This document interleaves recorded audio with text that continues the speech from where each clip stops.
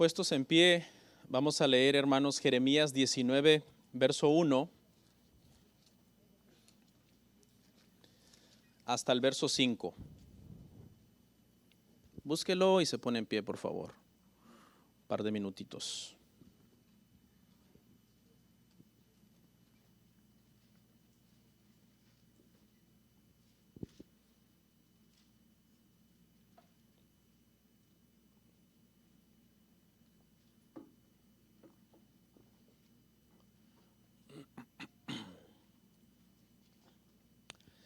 ¿Listos? Bueno, leemos la palabra, hermanos, en esta mañana. En el nombre del Señor dice así: Así dijo Jehová, ve y compra una vasija de barro de alfarero, y lleva contigo de los ancianos del pueblo y de los ancianos de los sacerdotes, y saldrás al valle del hijo de Hinnom, que está a la entrada del pueblo oriental, y proclamarás allí las palabras que yo te hablaré. Dirás pues: oíd palabra de Jehová, oh reyes de Judá y moradores de Jerusalén. Así dice Jehová de los ejércitos, Dios de Israel: he aquí que yo traigo mal sobre este lugar, tal que a todo el que lo oyere le retiñirán los oídos, porque me dejaron y enajenaron este lugar, y ofrecieron en él incienso a dioses ajenos, los cuales no habían conocido ellos, ni sus padres, ni los reyes de Judá, y llenaron este lugar de sangre de inocentes. Y edificaron lugares altos a Baal, para quemar con fuego a sus hijos en holocaustos al mismo Baal, cosa que no les mandé, ni hablé, ni me vino al pensamiento. Vamos a orar. Padre nuestro que estás en el cielo, santificado sea tu nombre, Señor. Qué privilegio tan hermoso el de poder predicar un día más, una vez más, ante la congregación. En este momento, Señor, me siento como aquel niño que apenas da sus primeros pasos y necesita la mano de su padre para poder caminar. En este momento te pido, te ruego que tu mano me ayude, me sostenga para hacer esta tarea en la cual yo por mí mismo me considero, Padre,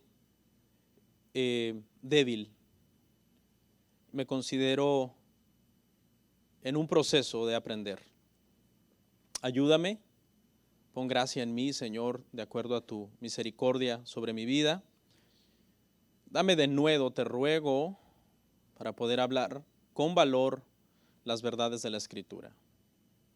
Dijo el apóstol Pablo: si trato de agradar a los hombres, dejaría yo de ser siervo de Dios. Quiero ser fiel a tu palabra, a tu verdad, por sobre todas las cosas y por sobre la opinión de todas las personas. En Cristo Jesús. Amén. Pueden sentarse, hermanos.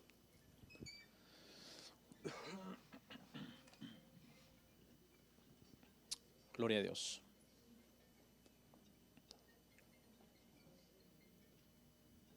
Bueno, hermanos, la serie está en pantalla, se titula El Evangelio en la Sociedad Moderna. El día de hoy es nuestro tema número 4 y lo he titulado No al aborto. No al aborto.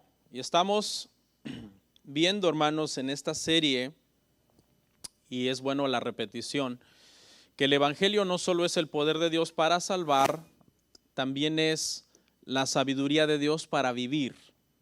¿Okay? La sabiduría de Dios para vivir. En el Evangelio están las instrucciones para que nosotros vivamos vidas justas y piadosas, y la intención de esta serie es ponerme los lentes del Evangelio y a través de ese conocimiento opinar acerca de ciertos temas que en estos tiempos se usa una palabra, no sé si usted la ha oído, que es la palabra tendencia.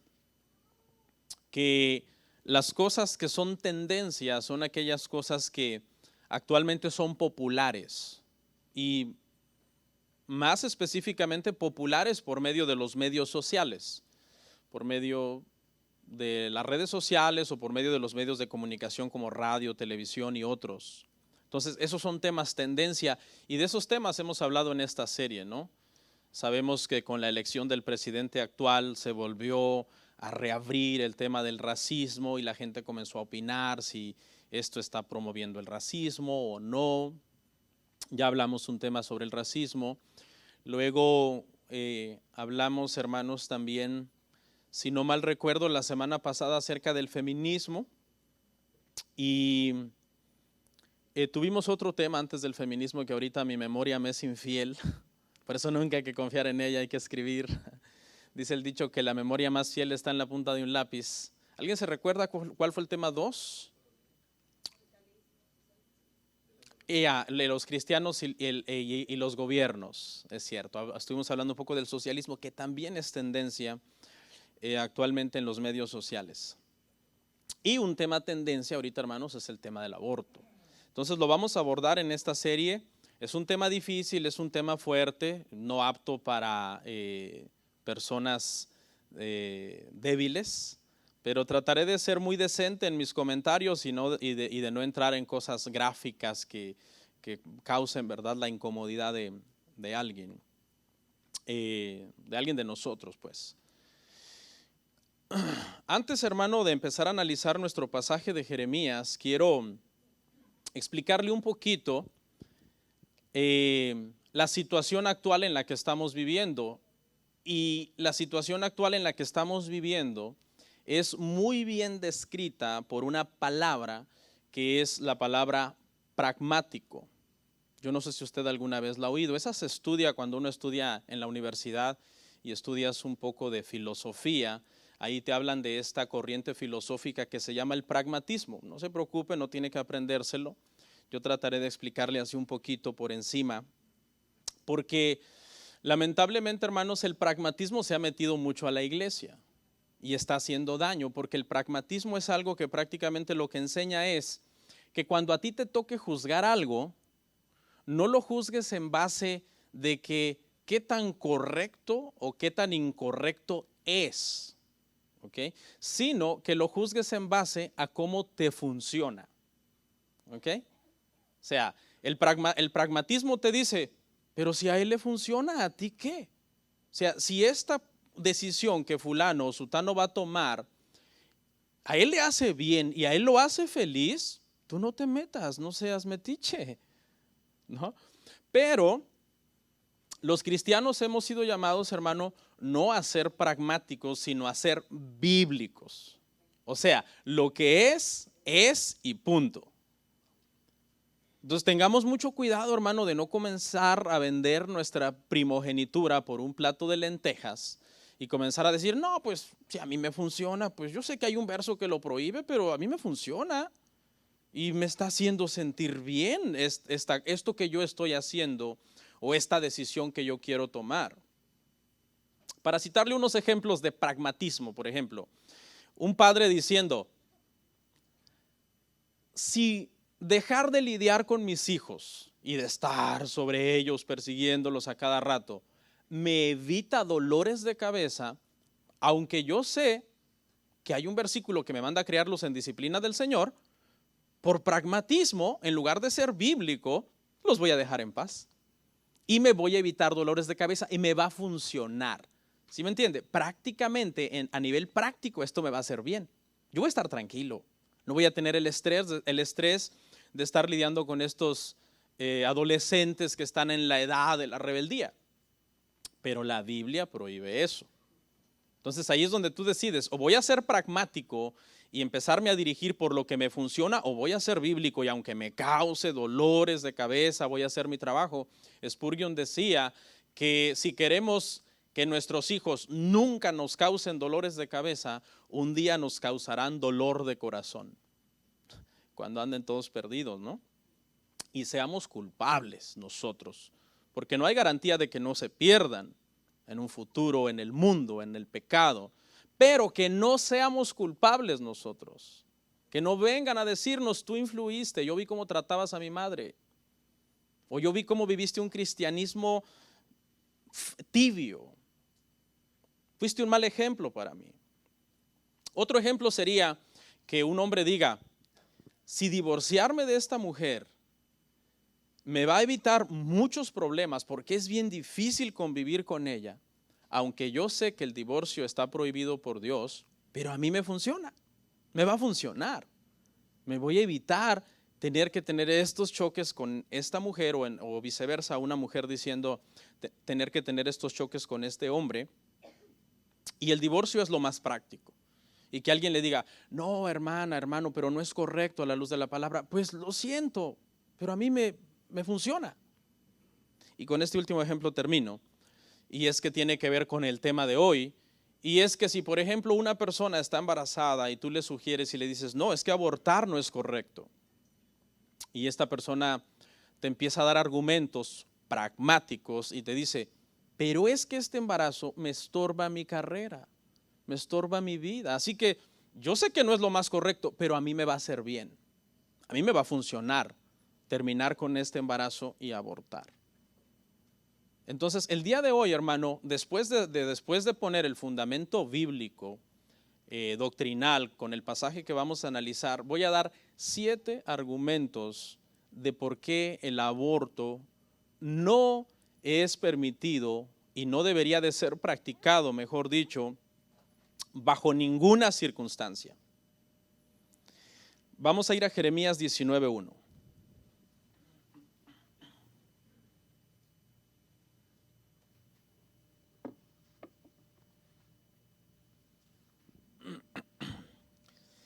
Dice, ya sabe, yo analizo frases, ¿no? Ya no leo todo, ya lo leímos. Ve y compra una vasija de barro de alfarero. Estas son instrucciones del Padre a Jeremías, las instrucciones de Dios a Jeremías. Y lo manda a hacer algo, hermano, que en la teología se conoce como una acción simbólica. Una acción simbólica que representa algo real que Dios va a hacer. O sea, primero le dice, hazlo simbólico para que ellos les entre en la cabeza que yo voy a tomar una decisión en la vida real acerca de lo que tú vas a hacer simbólicamente. Le dice, compra esta vasija y la vas a quebrar. Y cuando tú quiebres esa vasija simbólicamente, el mensaje es que tú le vas a estar diciendo al pueblo es que yo los voy a quebrantar como nación. Voy a traer un juicio sobre ellos. Y le dice en el mismo verso 1, le dice, y hazlo delante de los ancianos del pueblo y delante de los sacerdotes. O sea, llama a la gente más influyente del pueblo y hazlo delante de ellos. Y hay una razón detrás de esto, porque esta gente estaba llamada para ser ejemplo. Estaban llamados para reprimir el pecado en el pueblo. Sin embargo, ellos habían asumido una postura ligera y habían dejado que el pueblo pues hiciera lo que quiera. Entonces ellos hasta cierto punto eran responsables de que el pueblo estaba tan corrompido. Porque eso pasa, hermano, en cualquier lugar donde hay un mal líder que se corrompe, todos los demás se corrompen. Por ejemplo, en una iglesia, cuando un líder se corrompe, toda la iglesia se corrompe por lo general. Hay un remanente por ahí que sale huyendo, ¿no? Que son bíblicos y se quieren apegar a Dios, pero por lo general la mayor parte dice amén a lo que ese líder corrupto está diciendo. En los tiempos de Jesús, hermano, estaba el Sanedrín, que era una especie de grupo que tomaba decisiones jurídicas en Israel. Estaba compuesta por los ancianos, por el sumo sacerdote. Eran 72 ancianos y el sumo sacerdote. Y se supone que en los tiempos de Jesús ellos fueron puestos para dirigir al pueblo y para tomar decisiones sabias. Sin embargo, se equivocaron. Condenaron a Jesús.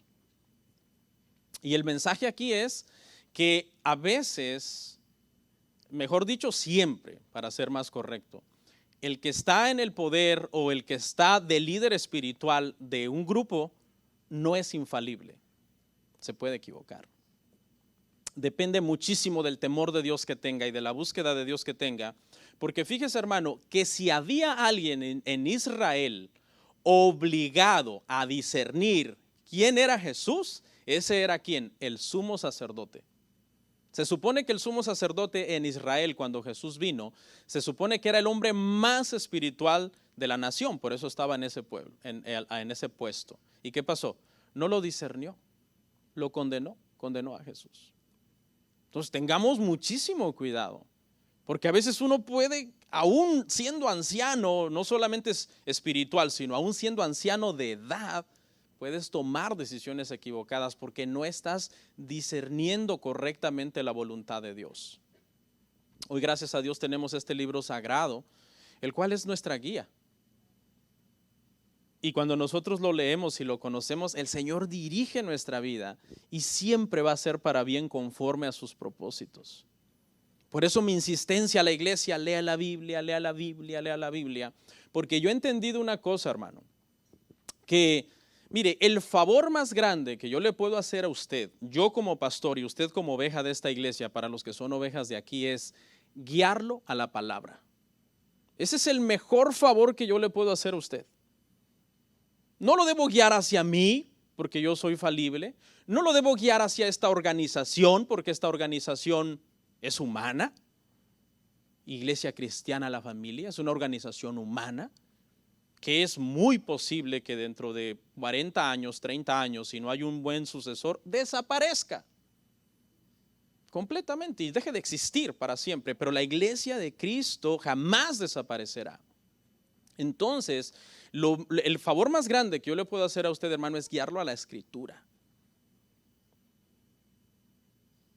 En cuestiones de liderazgo tenemos que ser como Juan el Bautista, porque Juan el Bautista dirigió a las personas a Jesús. Él les dijo a sus discípulos: Él es el Cordero de Dios que quita el pecado del mundo. Y acabó su ministerio solo, porque a toda la gente que lo seguía a Él, los mandó con Cristo. Y eso es, hermano, bien importante. Pero retomando acá, hermanos, esta gente habían fallado, el pueblo se había corrompido, y ahora Jeremías viene y hace esta acción simbólica delante del pueblo para decirles: viene juicio sobre el pueblo, y ustedes que son los ancianos y que debieron de haber cuidado que el pueblo no se corrompiera, son responsables. Por eso lo hace delante de ellos. Y comienza a describir en el verso 4 cuál es el pecado. Y el pecado que ha cometido el pueblo, hermano, es idolatría. Verso 4, porque ofrecieron incienso a dioses ajenos. En alguna parte del verso 4 búsquelo. No sé si es parte A o parte B. Este es el pecado. Ustedes ofrecieron incienso a dioses ajenos, tanto que Dios les dijo que no hicieran eso. Hermano, si tú lees la ley, los primeros 5 libros de la Biblia, más en los últimos 4, de Éxodo a Deuteronomio, repetidamente: cuidado con los ídolos cananeos, cuidado con los dioses de los cananeos. Hermano, la repetición es hasta cansada cuando tú lees esos libros. Entonces, otra vez, si estás leyendo, otra vez diciéndoles cuidado con los ídolos, otra vez cuidado con la idolatría. Porque, hermano, el ser humano, por naturaleza, tenemos que lidiar con la necedad. La necedad es producto de la caída. De hecho, hasta nuestro intelecto está afectado a causa de la caída. Nosotros no somos todo lo inteligentes que deberíamos de ser si Adán no hubiera caído. Pero como Adán cayó, hasta nuestro intelecto está afectado. A veces le dicen a uno: 2 más 2, 5.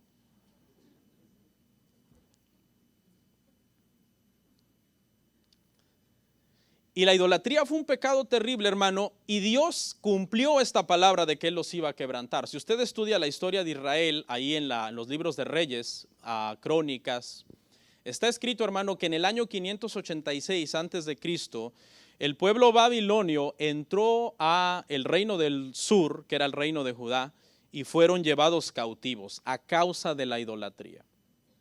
Y eso es lo que Dios les está diciendo: yo los voy a quebrantar como nación a causa de la idolatría. Pero, hermano, este pecado de idolatría los había llevado a otro pecado. Siempre cuando hay idolatría, la idolatría siempre está relacionada con un montón de pecados. La idolatría es como el famoso mito de la caja de Pandora, un mito griego que dice que cuando se abría esa caja salían todos los males del mundo, o salieron todos los males del mundo. Y eso es la idolatría. La idolatría está acompañada de un montón de males. Y era terrible lo que hacían, hermano, estas personas. Era terrible, porque mire lo que dice, porque ofrecieron incienso a dioses ajenos. Las deidades satánicas, hermano, de esta época eran deidades así oscuras a las que se adoraban. ¿Usted sabe cuál es el pecado más grande el día de hoy, hermano?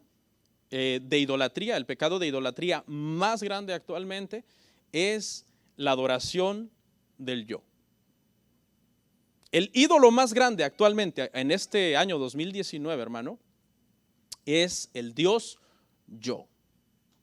Por eso es que la gente es tan pragmática, dice, a mí me funciona, ¿y qué si va en contra de la palabra? Mire lo que dice 2 de Timoteo 3 del 1 al 2. 2 Timoteo 3 del 1 al 2. También debes saber esto, que en los postreros días vendrán tiempos peligrosos, porque habrá hombres amadores de sí mismos, ávaros, vanagloriosos, soberbios, blasfemos, desobedientes a los padres, ingratos, impíos. La palabra griega para amadores de sí mismo es la palabra philautos, y habla de un amor que se practica al grado de la locura, al grado de perder la cabeza. ¿Se imagina? O sea, las personas actualmente que cometen el pecado de la idolatría al yo, caen en locuras, ya comienzan a hacer cosas que a todas luces están mal, pero ya no les importa. O sea, ya son cegados por el amor a sí mismos. Todo mundo puede ver que está mal, hasta un niño puede ver que está mal, él no lo ve. Llega el padre y le dice al niño, me voy, te dejo porque ya no quiero estar con tu mamá y tengo un amante. Y el niño de 5 años le dice, papá, eso está mal. El niño está diciendo una verdad, ¿verdad? Sí, él no la puede ver. El amador de sí mismo, el que está buscando su felicidad, su bienestar, su adorar a su ídolo, que es su imagen en el espejo, no lo ve. La idolatría ciega a las personas.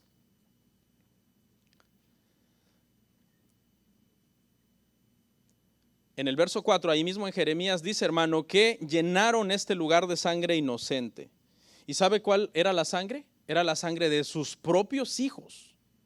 La sangre de sus propios hijos. Estas personas llegaron a un nivel, hermano, de ceguera y de perversidad. En el verso 5 dice que quemaban en el fuego a sus hijos para un dios cananeo que se llamaba Baal. Wow, ¿cómo puedes llegar a ese nivel de maldad? Como un pueblo que en Deuteronomio 8 el Señor les dice, yo los llamé para ser una nación santa, un pueblo escogido, puede llegar al nivel de quemar a sus hijos en el fuego? Práctica que era entendible en los idólatras cananeos, que adoraban entidades oscuras y satánicas, pero inconcebible en manos de los judíos estar haciendo esto.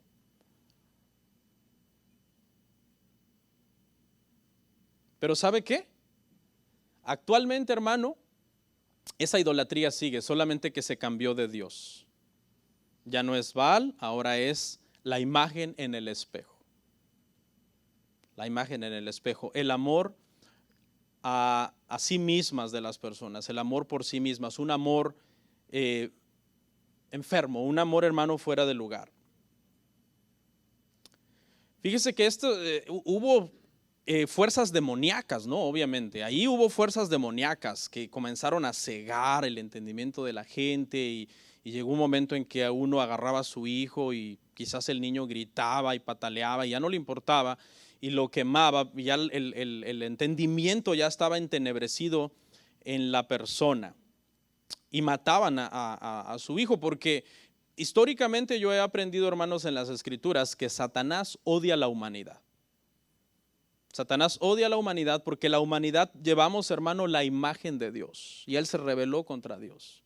Y también he visto a través de las Escrituras que Satanás aprovecha la oportunidad de hacerle mucho daño a la humanidad en su estado de menores posibilidades de presentar defensa, que es la niñez. La niñez es muy atacada, hermano, por todas estas entidades oscuras y satánicas. Por ejemplo, lo vemos en Moisés. Moisés, cuando nació y Dios tenía el plan de dar por medio de él la ley al pueblo, el faraón, con una influencia diabólica, trató de matar a todos los niños en esa época. Y Moisés era un candidato para ser asesinado. Pero prodigiosamente Dios guardó a Moisés. Creció y por medio de él Dios dio la ley. Cuando nació Jesús sucedió exactamente lo mismo. El diablo se levantó con gran ira, influenció la mente de Herodes y Herodes mandó a hacer una matanza terrible. Pero igual Dios de forma milagrosa guardó, hermanos, a Jesús, y por medio de Jesús vino la gracia y vino el evangelio. Entonces, cuando nosotros, hermano, nos imaginamos a una persona en esos tiempos bíblicos, ¿verdad? O a un azteca, por ejemplo, a los aztecas o a los mayas, y nos los imaginamos, ¿verdad? Con sus penachos de plumas y pintados con sangre en el pecho y haciendo quizás una danza así extraña con unos tambores y tomando a su hijo y arrojándolo de una pirámide. Tú piensas, bueno, eran gente cavernícola, eran gente con un nivel de barbarie terrible, eran primitivos, eran gente sin entendimiento. Pero escuche, es exactamente lo mismo hoy cuando una mujer graduada de universidad de 25, 26 años, que no luce nada como esos aztecas, sino que está bien presentable y con su laptop y todo, en el siglo XXI, una mujer civilizada, decide, voy a matar la persona que está dentro de mi vientre. Es exactamente lo mismo. ¿Por qué? Porque hay una idolatría al yo. Me estorba, no me funciona ahora, no me conviene ahora, no fue planeado. Génesis 3:1 nos muestra, hermano, cómo el enemigo es astuto.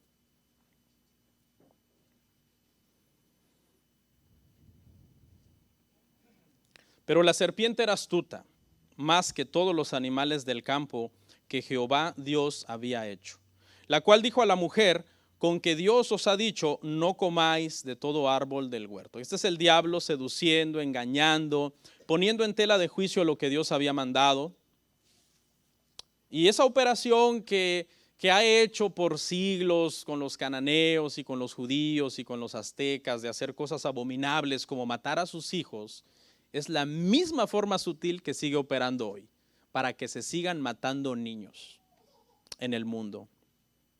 Usted sabe que yo soy un férreo opositor de echarle de todo la culpa al diablo, ¿no? O sea, porque mucha gente lo que tiene es un montón de pecados carnales porque no lee la Biblia y no ora y no es un buen cristiano. Y la culpa del diablo fue que yo anduve de chismoso por el diablo, me puso un demonio de chisme en la lengua, lo reprendo y sigue chismeando. No, yo soy un férreo opositor de echarle la culpa de todo al diablo, pero sí sé por la escritura que a lo largo de la historia el diablo odia a la humanidad y que ha tratado de matar en la niñez a la humanidad porque es un estado donde están más, hermano, indefensos. ¿Ok?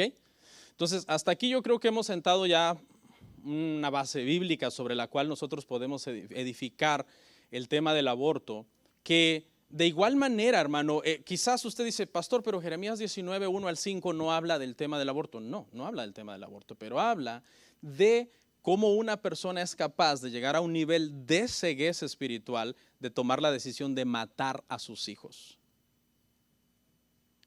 Entonces le voy a hablar un poquito de la historia del aborto, un poquito. Y para hablar por lo general de estos temas tendencia, casi siempre tenemos que hablar de Estados Unidos. Porque lo que pasa en Estados Unidos se hace tendencia en el mundo.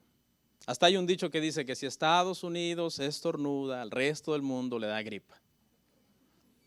Y lo que se pone de moda en Estados Unidos se pone de moda en Latinoamérica. Si una mujer acá en Estados Unidos se pusiera una pizza de pepperoni en la cabeza y dijera, esto es un sombrero del último grito de la moda, yo le aseguro que empezaríamos a ver videos virales de mujeres en Latinoamérica con su pizza en la cabeza.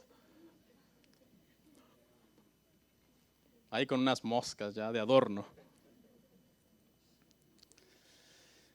La historia del aborto, hermanos, se remonta, la legalización no se remonta a decenas y decenas y centenas de años, no. Se remonta a 1973, el 22 de enero, cuando la Corte de Justicia de Estados Unidos comenzó a decir que el no permitirle el aborto a las mujeres estaba violando sus derechos constitucionales y estaba violando su privacidad de ellas. O sea, prácticamente estaba diciendo que esa ley que les prohibía abortar estaba invadiendo la privacidad en donde ellas es su cuerpo y podían decidir hacer lo que ellas quisieran. Usaron varios argumentos, por ejemplo, que se podía poner en peligro la salud de la madre y que si la salud de la madre se ponía en peligro era necesario abortar. O sea, no empezaron con argumentos radicales, comenzaron con argumentos un poco suaves y que poco a poco fueran cercenando la conciencia de las personas para que después se pudiera violar la conciencia y todo el mundo dijera, está bien abortar. Dijeron que un embarazo que pusiera en peligro la salud de la madre debía de ser cortado, porque ponía en peligro la salud de la madre. Pero después procedieron los médicos a redefinir la salud. ¿Y qué entendemos por que afecte su salud? Y pasaron de decir, no solamente que afecte su salud física, sino que afecte su salud emocional, que afecte su salud emocional, mental, que afecte su salud familiar. O sea, entonces, si la mujer dice, este embarazo me deprime, está afectando su salud emocional. Y como está afectando su salud emocional, entonces es permitido que aborte porque nosotros estamos volviendo a redefinir lo que es la salud de la persona. Y en base a esto, hermanos, se han practicado millones de abortos. Hay un libro, hermanos, muy interesante, escrito por Bernard Nathanson, que fue conocido como el rey del aborto por haber practicado 75,000 abortos. Y él escribió un libro, él se retractó. Y después de haber caído en todo esto y de haber practicado 75,000 abortos, él escribió un libro donde él explica cómo él se dio cuenta que verdaderamente el aborto no debía de ser practicado bajo ninguna circunstancia. Dice él en su libro, cuenta que se usaron 3 estrategias para convencer a la sociedad de que el aborto se podía practicar. El paso número 1 fue convencer a la prensa de que la idea de abortar era sofisticada, era moderna y era liberal. ¿Ok?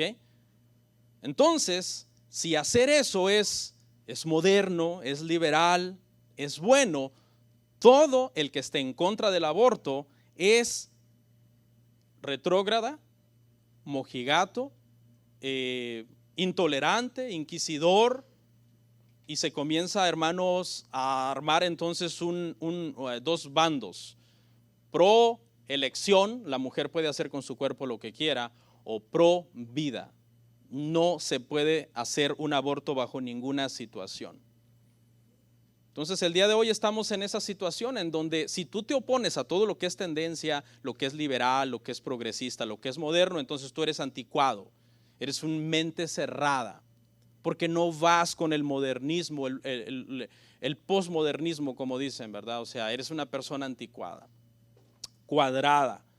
Pero si tú estás a favor del aborto, del feminismo, de la homosexualidad, tú eres una persona progresista, eres una persona open-minded. Y claro, si te empiezan a tocar así el ego, entonces, no, yo quiero ser open-minded, yo estoy a favor del aborto. Mire lo que dice Primera de Juan 2, 16, 17.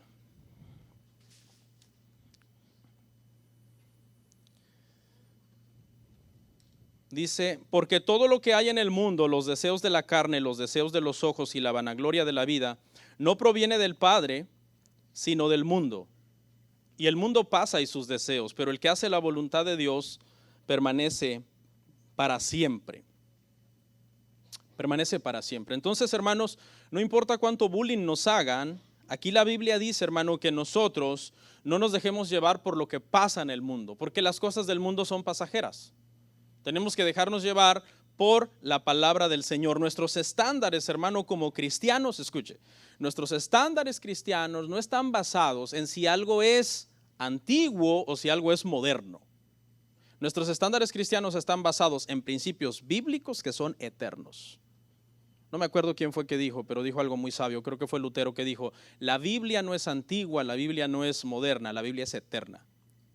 Entonces nosotros tenemos que dejarnos basar, hermano, por esos principios. Y esos principios de Dios son inviolables.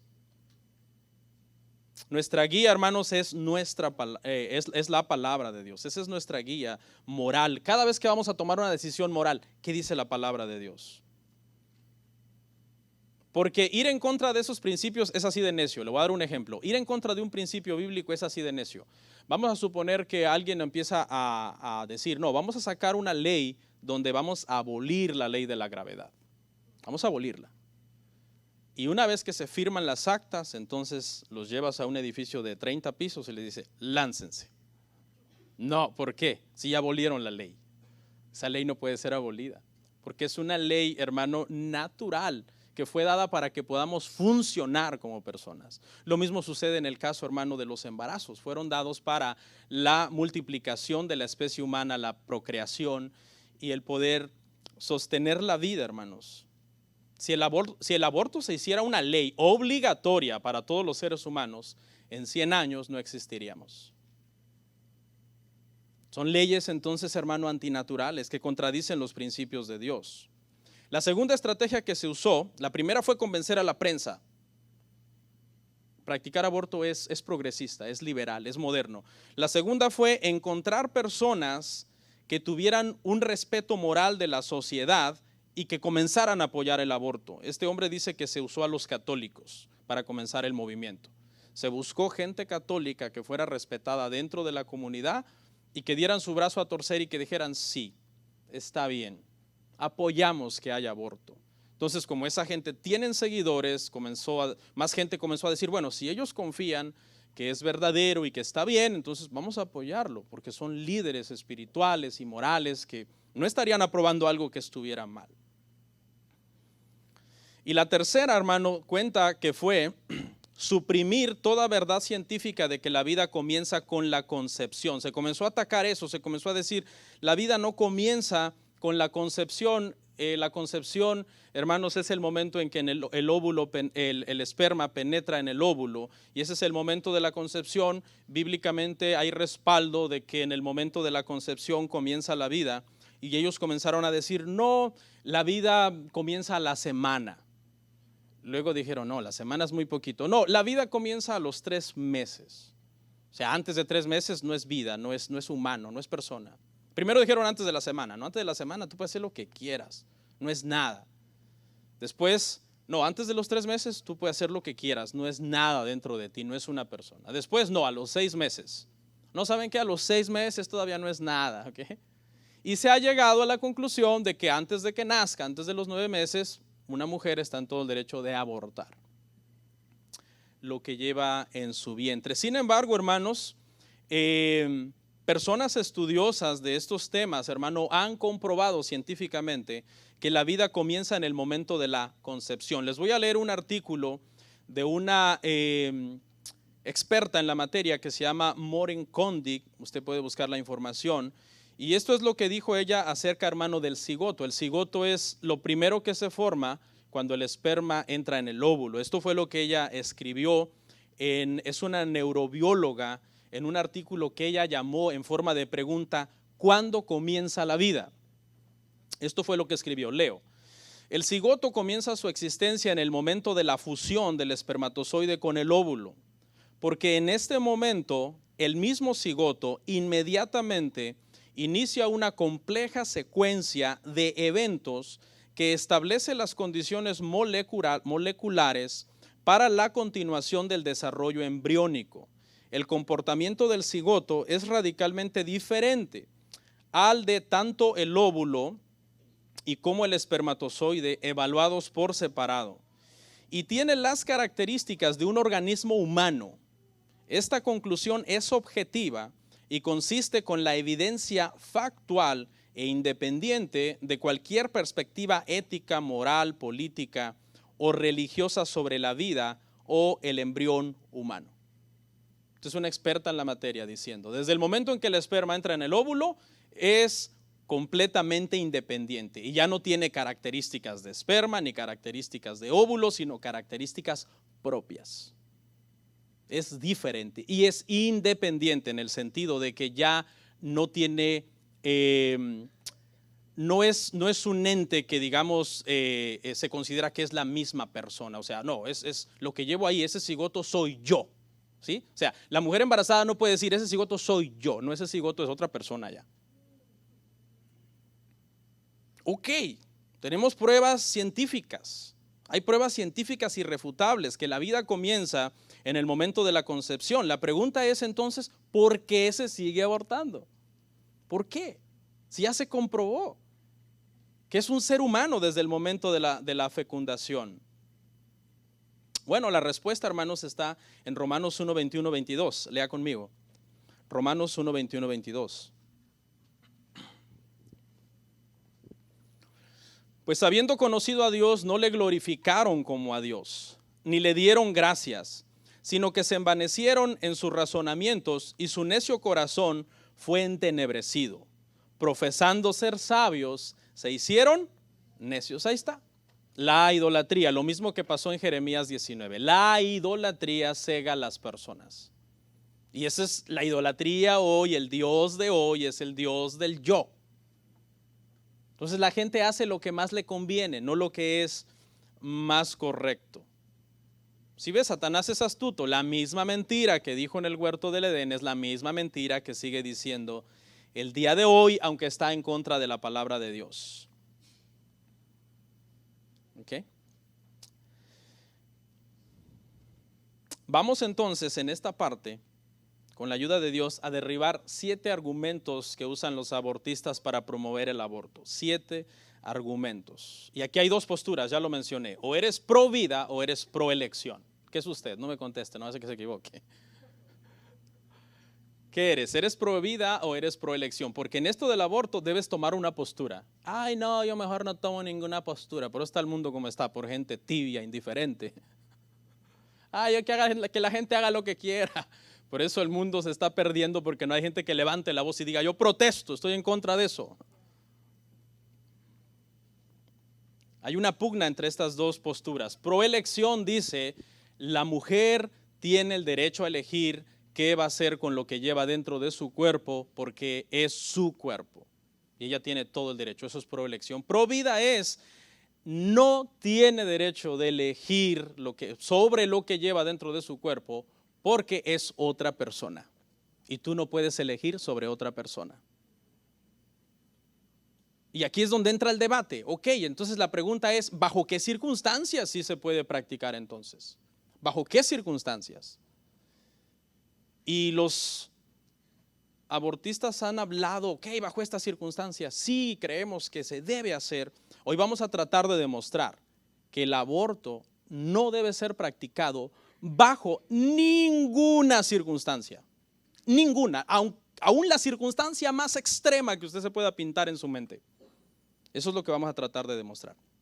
Hermano, el primer argumento que vamos a derribar es que el movimiento abortista ha redefinido la palabra aborto. La han redefinido y ahora la definen, este movimiento pro elección, como la interrupción del embarazo. La definición correcta desde un punto de vista científico que demuestra que el cigoto es una persona, el aborto es un asesinato. O sea, esa es la definición lógica basada en ciencia. Si de forma,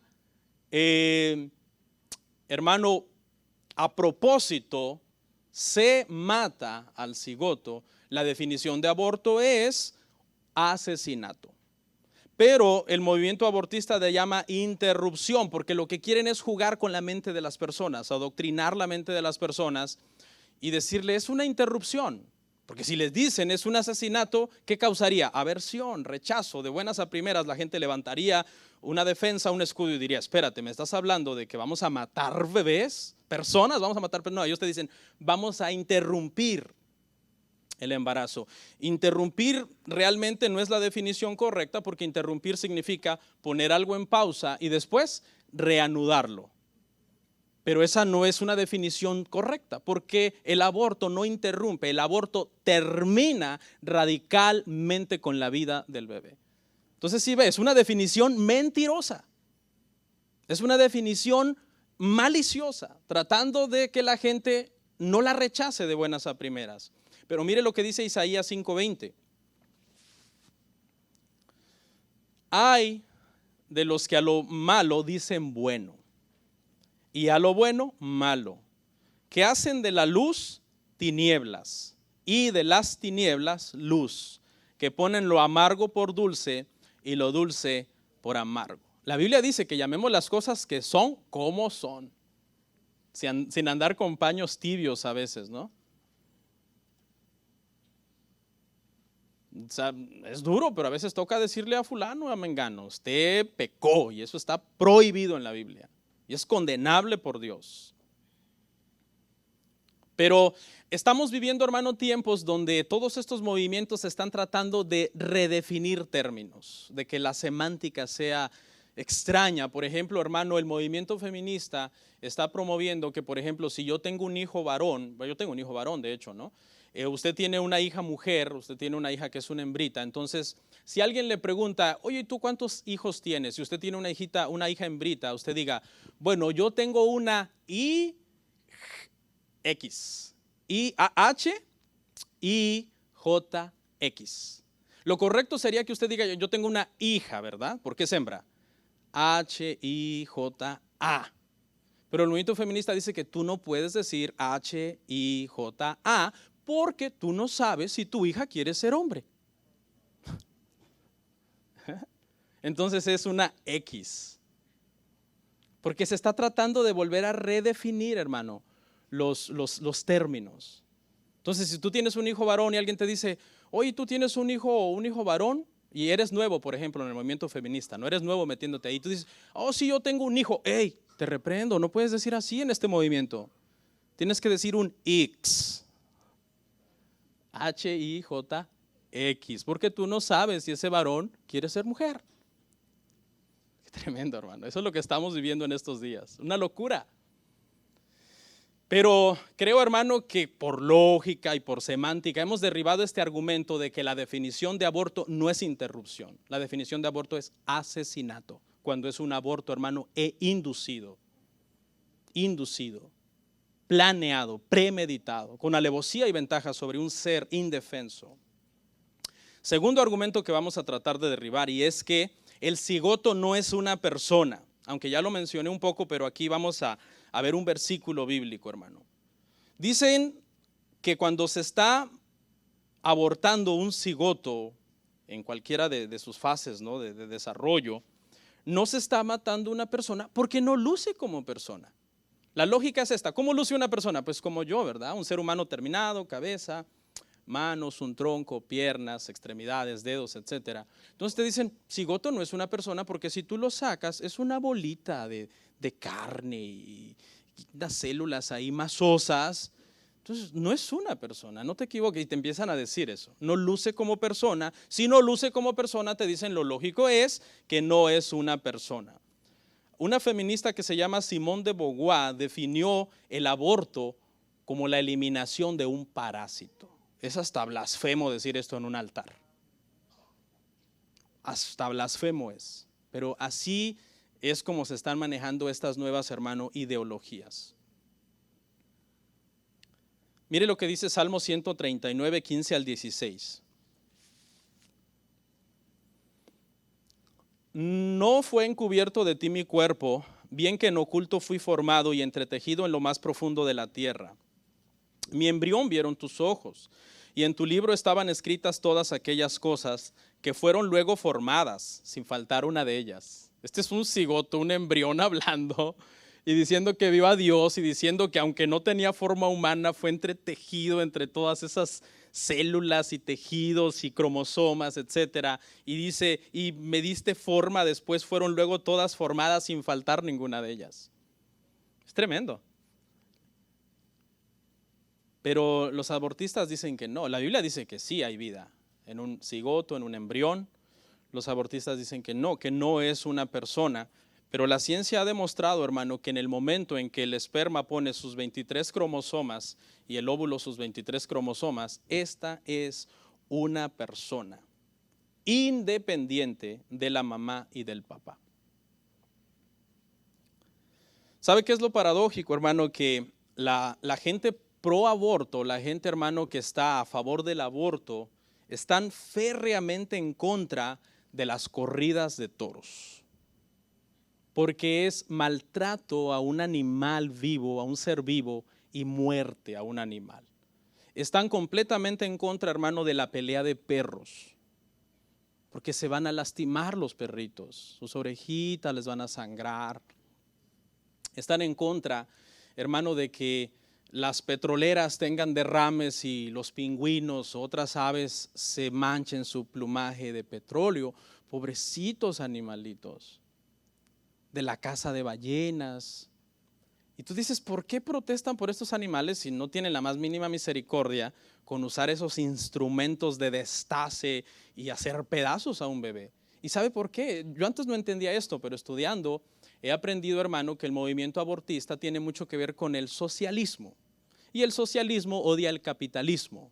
Entonces dicen, el capitalismo con esas petroleras dañan el ambiente. Y con esa pesca inmoderada, pescan animales que para comerciar no les importa que se haga una pesca exagerada de un cierto animal. ¿Sí ve? Entonces hay algo político detrás de esto, es político. Son insensibles a la hora de matar a una persona. ¿Usted cree que en realidad son sensibles por los animales? No, hay una agenda política detrás de eso. Atacar el capitalismo y promover el socialismo, el comunismo. Ya hablamos de eso un poco. Tercer argumento. Una madre muy pobre y con muchos hijos debería tener derecho de abortar. Este es otro argumento que se usa. Una madre muy pobre que ya tiene muchos hijos debería tener derecho a abortar. Y algunos argumentos abortistas van dirigidos a tus emociones, ¿sí? Para que tú digas, oh, si no lo había pensado, este argumento es fuerte. No, este argumento es débil, ¿sí? ¿Por qué es débil? Porque una mujer que está embarazada y está en extrema pobreza y tiene, hermano, ya 7 hijos, puede dar en adopción al niño. Y hay tantos padres que ya tuvieron hijos y que desean abortar, o tantas personas, que desean, me equivoqué, adoptar, o tantas personas que nunca han tenido un hijo y que desean adoptar, que son capaces hasta de decirle, mire, yo le voy a pagar todo el embarazo. Todos los gastos de embarazo corren por mi cuenta. Por favor, no lo mate. Cuando el niño nazca, démelo en adopción. Pero también, hermano, el gobierno tiene una agenda extraña con el tema de las adopciones. Según estudios, hermano, tratan de complicar que una persona adopte, ponen un montón de trabas, y está bien porque pues no se le pueden dar los niños en adopción a gente pervertida, con vicios, con problemas psicológicos. Está bien que se haga un buen filtro antes de darle en adopción los bebés a una familia, pero lamentablemente, hermano, muchas veces se le niegan a padres heterosexuales, es decir, a un hombre y a una mujer, y se le dan a parejas homosexuales. O sea, siempre por todos lados se busca el mal del niño. En primer lugar, si no te abortamos, entonces te vamos a dar en adopción con las personas menos indicadas. O sea, por todos lados se les hace mal a los niños. Entonces este argumento, hermano, realmente es débil. Según estadísticas, hermano, hay miles y miles de parejas en todos los países esperando que el gobierno tenga misericordia y les dé un hijo en adopción. Entonces, este argumento realmente, hermano, no es válido. La mujer puede buscar ayuda del gobierno, estoy muy pobre, ayúdeme con el embarazo. Es más, yo le aseguro que un matrimonio que quisiera a este hijo de esta mujer pobre, sin que parezca como que está vendiendo el bebé, porque un bebé no se puede vender, ¿verdad? Es imposible, eso es ilegal. Pero es más, hasta esta pareja le diría, mire, una vez que usted nos dé el bebé, nosotros le vamos a ayudar económicamente a usted, que es tan pobre. No es que le vamos a estar pagando al bebé o dándole cuotas por el bebé que nos vendió. No, usted no lo va a dar en adopción. Pero como sabemos que usted tiene 7 hijos y que esos hijos son biológicamente hermanos de nuestro hijo que nosotros vamos a adoptar ahora, queremos ayudarle económicamente. Quizás es una familia rica. No sé si quedó claro el punto. Cuarto, si el bebé trae un problema físico, malformación, una enfermedad, hay que abortarlo. Wow. Entonces, hay algunos argumentos que tú dices, ¿y cómo vamos a refutar esto? ¿Ok? Sin embargo, hermanos, lo lógico para nosotros como seres humanos sería que si un bebé viene enfermo, no hay que matarlo, sino ayudarlo médicamente. O sea, matarlo no es la solución para él. ¿Es la solución para quién?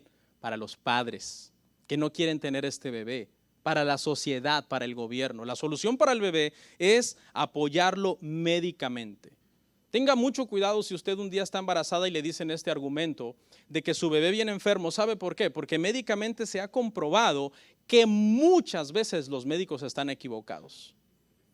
Muchos bebés cuando han nacido perfectamente sanos, cuando el doctor ya les había sugerido por ahí en el mes 5, mes 6, abórtelo porque viene enfermo. Un médico refutó esto y dijo no, está comprobado que muchas veces los médicos se equivocan y los bebés nacen bien. ¿Y qué si nace mal? Hay que ayudarlo. Pero pastor, ¿y qué tal si nace bajo una condición atroz? Bueno, pues hay que ayudarlo porque es la voluntad de Dios que sea un ser humano y que Dios le dio vida y que lo mandó a la tierra. Por eso le dije que vamos a tratar de demostrar que el aborto no debe ser practicado bajo ninguna circunstancia y que no importa qué enfermedad traiga o qué deformidad traiga, es un ser humano y Dios dice que no le puedes matar en su palabra. Pero pastor, va a ser una gran carga para los padres o para la medicina. Bueno, así Dios lo permitió.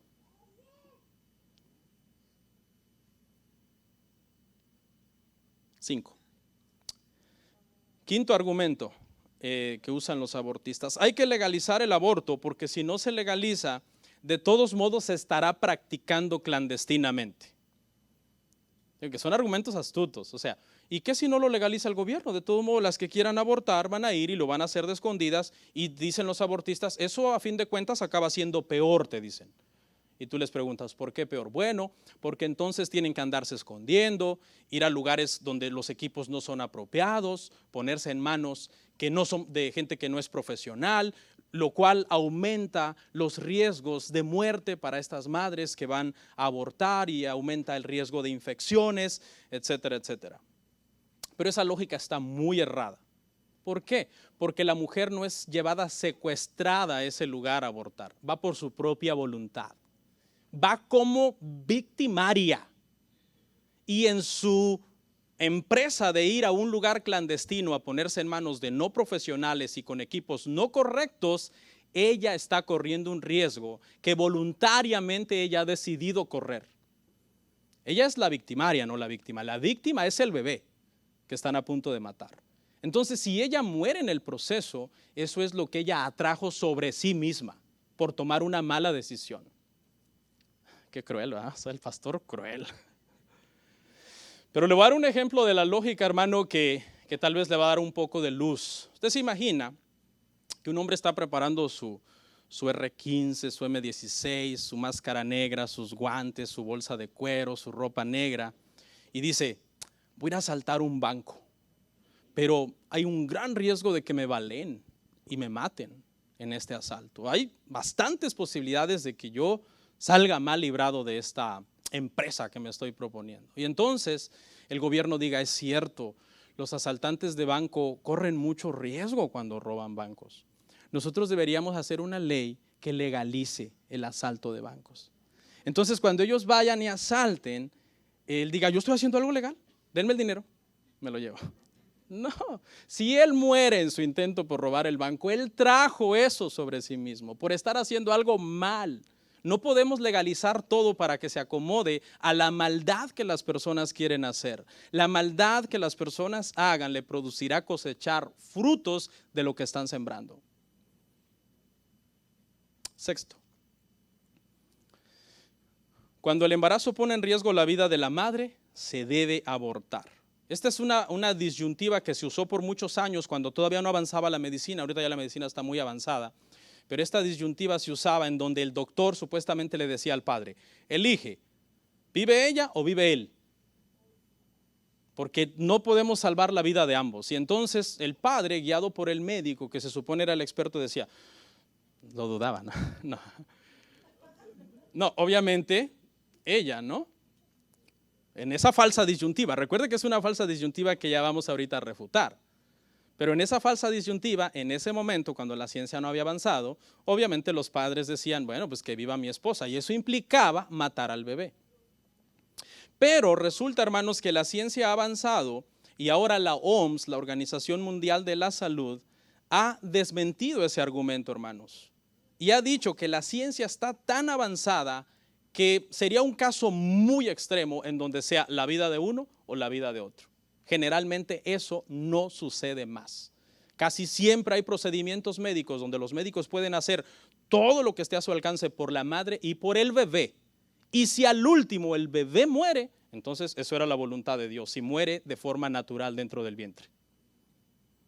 Esa es una falsa disyuntiva, es bien convincente. De hecho, yo en el pasado llegué a decir, wow, está fuerte, y no estaba como seguro. Pero médicamente, hermano, eso ya no sucede actualmente. Quizás antes, en los 60s, en los 50s, pero ahora la medicina está muy avanzada. Y aquí viene el séptimo argumento y con esto vamos a ir cerrando. Y es quizás el más fuerte, pero que también es refutable. Y es que los abortistas dicen que se debe abortar en caso de violación. Wow, esto está fuerte, ¿va? Lo primero que vamos a verlo en 3 puntos. Punto número 1. Médicamente, hermano, los médicos han probado científicamente que si hubiera una violación posible de 100 mujeres, solamente 2 quedarían embarazadas. La explicación es que el momento de la violación produce mucho trauma y mucho estrés y la mujer no se embaraza de una forma como una relación donde hay consentimiento. Ese es el primer punto. Entonces es muy bajísima la tasa de embarazo en una mujer por causa de violación. Se imagina, de 100, estamos hablando de una posibilidad, que solamente se embaracen 2. Sin embargo, hermano, en muchos países, muchas mujeres van a abortar con este argumento a cada rato. Me violaron. A ver, describa el violador, describa cuándo fue. No me acuerdo, estaba yo mareada, no me acuerdo. Y han usado, hermano, solamente su testimonio. Mi testimonio es suficiente para abortar. Entonces, este argumento lo han sacado de su contexto y lo han usado en todo momento cuando la ciencia ha demostrado que es bien difícil que una mujer quede embarazada en caso de violación. Ok, pastor, está bien, pero ¿qué pasa con el 2% que sí se embarazaron? ¿No tienen derecho ese 2% a abortar ese bebé de un violador? Le hago una pregunta. ¿Quién es el culpable, hermano, de esa violación? ¿El bebé o el violador? ¿Quién? El violador. ¿A quién habría que castigar? ¿Al violador o al bebé? Al violador, ¿verdad? Pero es que se escapó y nadie sabe. Ok, pero de todos modos, aunque él se haya escapado, ¿es justo castigar al bebé por la violación? Pastor, pero sería un niño no deseado, un niño no planeado, un niño que a saber qué problemas psicológicos tenía su padre, qué enfermedades hereditarias y qué tal si nace, crece y tiene esas tendencias de violador y va a traer defectos y qué sé yo. Bueno, ¿quién de nosotros ha nacido bajo la condición más ideal, hermano? Todos nacimos, hermano, de padres que tenían un montón de defectos, un montón de mañas, un montón de errores, problemas psicológicos, adictos a droga, borrachos, adúlteros. Y muchos de nosotros, hermano, porque estamos en Cristo y porque se nos dio la oportunidad de vivir, vivimos bien. O no me diga usted que su padre fue, utilizando la palabra entre comillas, un semental. Sí, que se le escogió para que fuera de cierta altura, de cierto tipo de ojos. Se le hizo un IQ test antes de que su mamá se embarazara, ¿verdad? A ver qué tan inteligente es. Pues si no, no me dejo embarazar de él. No. Nuestros padres, hermano, tenían un montón de cosas. Ese fue el segundo punto. En tercer lugar, hermano, matar al niño no curará el trauma de la violación, solamente traerá un trauma más, el trauma del aborto. O sea, la mujer que es violada y que está en ese 2% y que queda embarazada, lleva un trauma de una violación, y ahora matar al bebé que no fue el violador, sino que es inocente, no soluciona nada. Entonces ahora hay que pasarla por un aborto para que ella tenga dos traumas, un trauma de violación y un trauma de aborto. ¿Cuál es la solución? El bebé, venga como venga y sea como sea, es fácil, se puede dar en adopción. Ya. Y no matarlo. ¿Y la adopción es bíblica, pastor? Sí, la adopción es bíblica. Grandes hombres de Dios y mujeres de Dios en la Biblia fueron adoptados. Moisés fue adoptado. Esther fue adoptada. Y dígame quiénes fueron esas personas.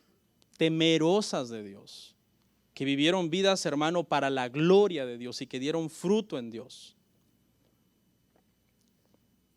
Aquí hemos visto 7 argumentos que si tú te dejas enredar puedes decir, no, sí, pero bajo ninguna circunstancia. Un cristiano, hermano, no debe estar a favor del aborto porque científicamente ya hemos demostrado que es el asesinato de un bebé bajo ninguna circunstancia, por más que te la pinten, que esto, que el otro, que deforme, hijo de un violador, que la madre pobre, que cualquier escenario que te pinten.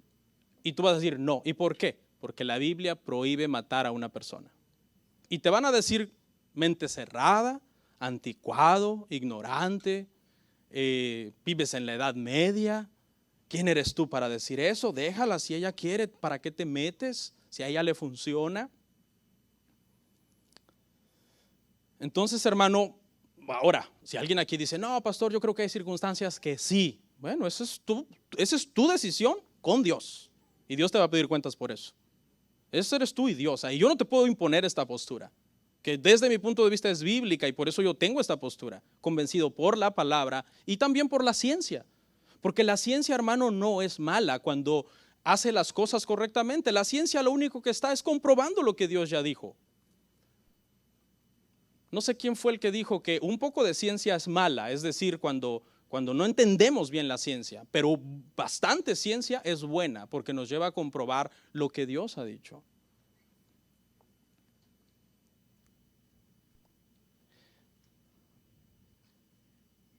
Entonces, hermanos, en nuestra serie, el Evangelio en la sociedad moderna, bajo ninguna circunstancia el Evangelio permite el aborto. Bajo ninguna circunstancia. Para cerrar, en mi conclusión, tengo 2 comentarios. El primero es los métodos de aborto, sin ser gráfico, porque obviamente, hermano, es terrible, da hasta pena ajena hablar de esto, ¿no? Pero hay 2 métodos más populares, hay varios, pero hay 2 que son más populares, que está el primer método de 0 meses a 3 meses, que se le conoce, hermano, como el método de la succión. Se utiliza una aspiradora potente, creo que 25 veces más potente que una aspiradora normal de casa, para extraerlo, y se usa una vacuum porque los huesos no han sido calcificados. Entonces no hay una materia ósea sólida, y entonces con esa succión es suficiente para poder extraer y al último solamente obtener en un recipiente una masa sanguinolenta de un ser humano. Terrible, hermano. Pero después de los 3 meses los huesos se calcifican y entonces ahora la vacuum no funciona porque ya hay un sistema óseo sólido, y de los 3 a los 9 meses se utiliza un método que se llama la dilatación y la evacuación. Consiste en introducir pinzas e instrumentos de corte al vientre de la mujer y comenzar a extirpar a extraer, a cortar, a moler. Y van sacando, hermano, las partes y el médico arma en una sábana blanca el cuerpo con las partes para asegurarse que no quedó nada allá adentro.